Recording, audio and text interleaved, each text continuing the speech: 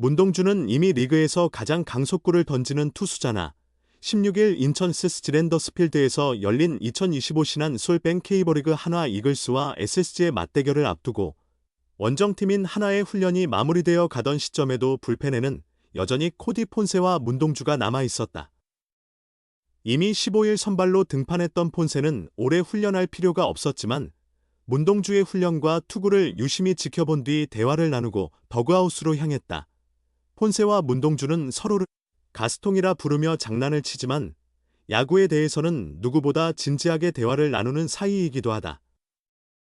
문동주에게 불펜에서 폰세와 무슨 이야기를 했는지 묻자 그는 더 강한 공을 던지기 위한 둘만의 연구라고 보면 된다. 폰세에게 힘을 쓰는 방식을 배웠다고 설명했다. 문동주의 말에 폰세는 되묻듯 내게 배웠다고 라고 반응했다. 이어 그는 문동주는 이미 리그에서 가장 강속구를 던지는 투수다. 나는 동주가 더 빠른 공을 던지길 바라지 않는다고 덧붙였다. 서로를 향한 깊은 존경심이 느껴지는 말이었다. 폰세는 2015년 메이저리그 드래프트에서 2라운드 전체 55순위로 밀워키 브루어스에 지명되며 유망주로 주목받았다. 메이저리그에서의 통산 성적은 20경기 55 3분의 1이닝 1승 7패 평균 자책점 5.86으로 인상적이지는 않지만 올해 만 31세로 아직 젊고 일본 프로야구 경험을 바탕으로 K보에 빠르게 적응할 것이라는 기대를 받고 있다. 아직 시즌 초반이지만 폰세는 이미 상대 감독들을 놀라게 하며 최고의 외국인 투수 중 한 명으로 평가받고 있다. KT 위즈 이강철 감독은 폰세가 정말 좋더라. 폼도 너무 예뻤다. 일본에서도 충분히 통할 투수로 보인다고 말했고 기아 이범호 감독도 정말 괜찮더라. 지금까지 한국에 온 투수 중 최고 수준일 것 같다고 평가했다. 폰세는 현재까지 5경기에 나서 32이닝을 소화하며 무패 3승, 평균 자책점 2.81을 기록 중이다. 특히 15일 문학세스지전에서는 7이닝 동안 단 1피안타만 허용하고 삼진 12개를 잡아내며 위력을 발휘했다. 총 5경기에서 43개의 삼진을 기록한 그는 현재 리그 탈삼진 부문 1위를 달리고 있다. 뛰어난 실력은 물론 긍정적인 성격과 밝은 에너지로 팀 분위기 조성에도 큰 몫을 하고 있다. 홈 첫 등판에서는 팀이 지고 있는 상황에서도 선수들을 모아 응원의 말을 전하며 리더십을 발휘했다. 단순히 분위기 메이커를 넘어서 조언자 역할도 하며 팀 내 케미를 형성하고 있다. 지금까지의 활약만 보더라도 이보다 나은 외국인 투수는 없을 듯하다. 이러한 폰세가 한화의 1선발 자리를 지키고 있는 것은 팀에 있어 큰 힘이다. 마운드 안팎에서 신뢰를 줄 수 있는 에이스의 존재는 다른 선수들의 성장에도 긍정적인 영향을 미치는 중요한 자산이다. 한화 이글스 우완 문동주는 8일 잠실에서 열린 두산 베어스전에서 4이닝 동안 5피안타, 1홈런, 5탈삼진, 4실점, 3자책으로 썩 인상적이지 못한 투구를 했다. 포심 최고 구속은 159km를 기록했지만 손가락에 물집이 생기고 말았다. 김경문 감독은 무리하게 문동주를 5회에 마운드에 올리지 않았다. 그러나 13일 대전에서 열린 키움 히어로즈전에서는 6이닝 동안 3피안타, 6탈삼진, 1실점, 비자책을 기록했다. 이날 포심 최고 구속은 153km에 머물렀지만 오히려 내용은 더 좋았다. 물집 문제도 없었고 상대가 전력이 약한 키움이긴 했지만 말이다. 하지만 문동주는 아이러니컬하게도 159km의 속도가 전부가 아니라는 걸 증명해 보였다.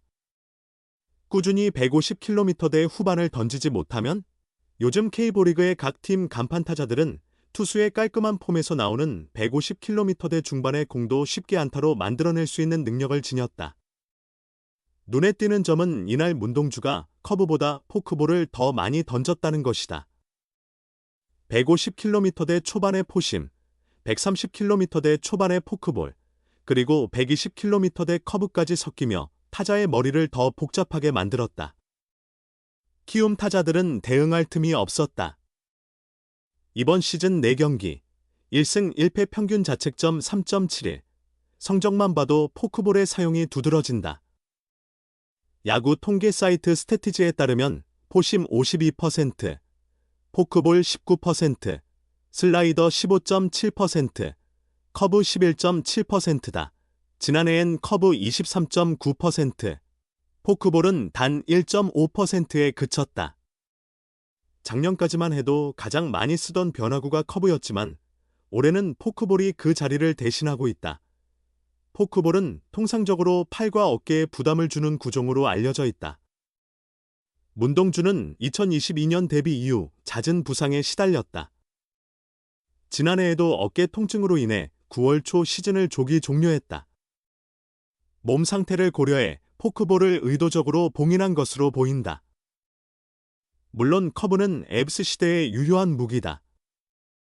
하지만 커브 의존도가 높아지면 타자들은 커브를 버리고 빠른 공에만 집중하게 된다. 실제로 작년까지 문동주를 상대했던 타자들의 주요한 공략법이었다.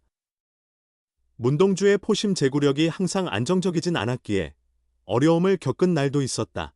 그러나 팔과 어깨 상태가 좋아지면서 포크볼을 자신 있게 던지고 있고 커브도 여전히 효과적으로 활용하고 있다.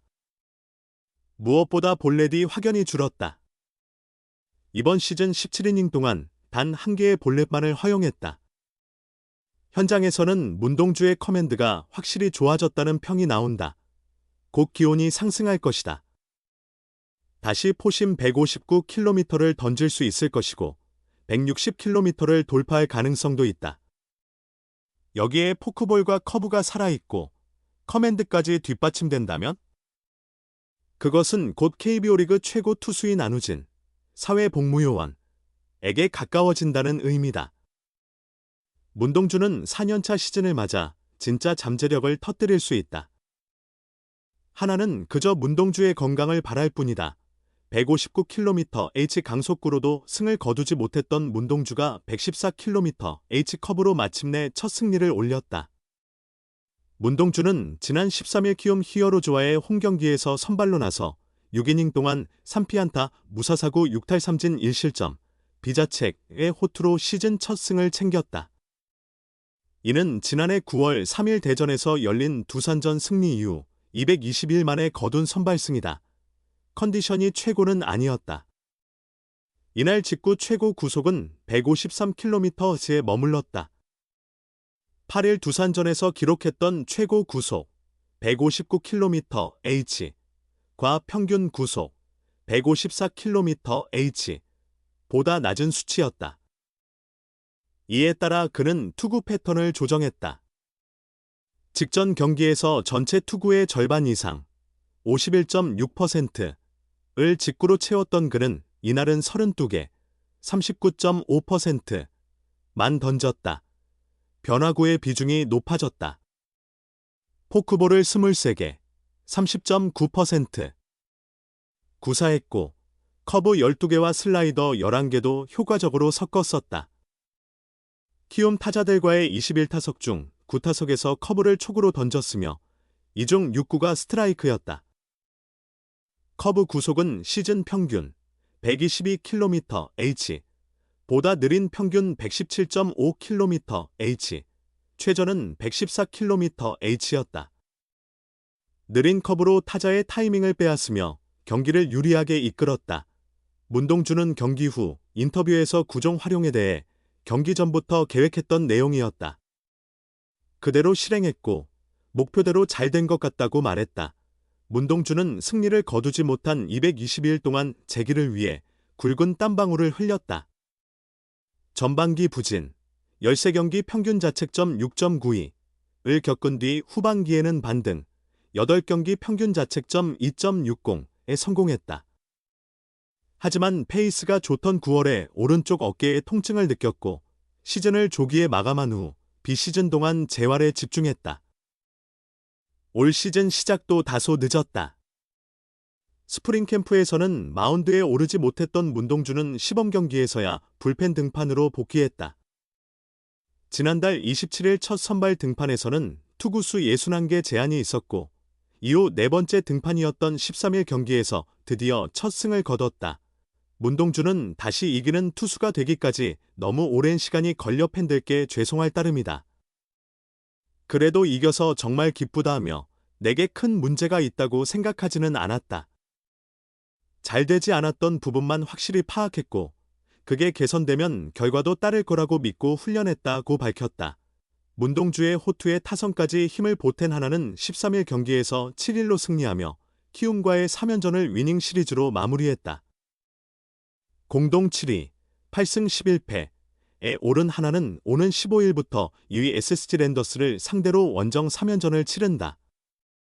순위 차는 크지만 승차는 3경기에 불과의 역전도 충분히 가능한 상황이다.